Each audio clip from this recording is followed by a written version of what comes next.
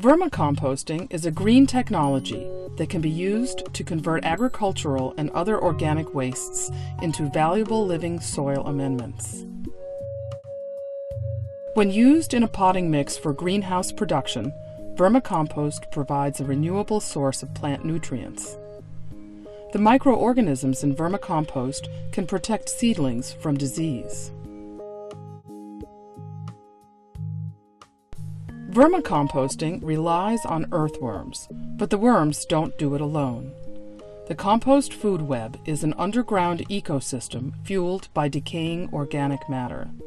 Most of the action is microscopic. Single-celled bacteria and fungi are the primary decomposers.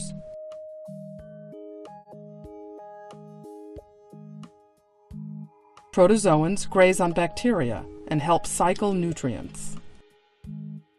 Earthworms used for composting ingest organic matter and microbes and excrete casts, which in turn stimulate additional microbial activity.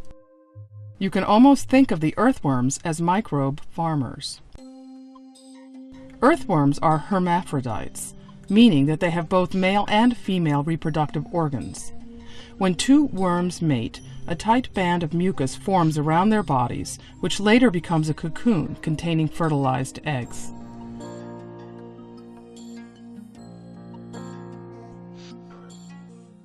Several weeks later, hatchlings emerge from the cocoon.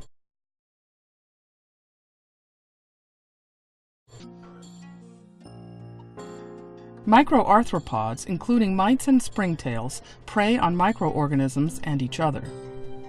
Pseudoscorpions are related to true scorpions. They are top predators, feeding on mites and springtails. Vermicompost is a complex living system that nourishes and sustains plant life. Most commercial greenhouses rely on synthetic chemical nutrients in their potting mixes to produce vegetable transplants. Greenhouse growers and researchers are looking into non-synthetic alternatives.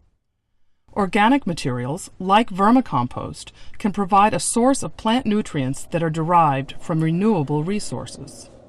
Today we're looking at green peppers. This one we started with base, which consists of vermiculite, perlite, peat moss, and dolomitic lime. And this one is the base with 10% vermicompost, and this one, which is the best one, is the base, vermicompost, and green sand, rock phosphate, and blood meal.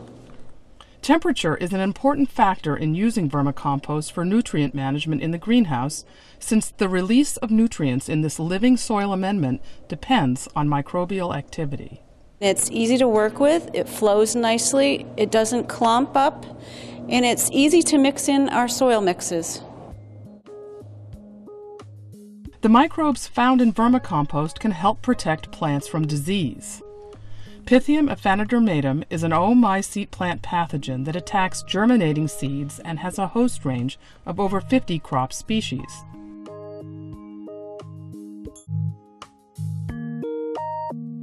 When zoospores are exposed to chemical signals released from germinating seeds, represented here by the blue gradient, they use their flagella to swim towards the seed. This behavior is called chemotaxis, or directional swimming using a chemical gradient. When they reach the germinating seed, they shed their flagella and attach to the seed. The encysted zoospores germinate and cause infection.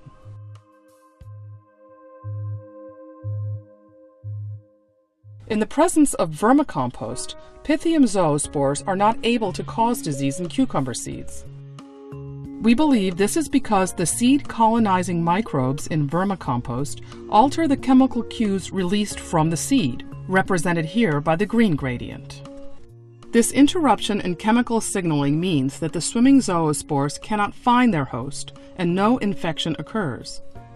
Sterilized vermicompost offers no protection, indicating that living microbes are essential to this process.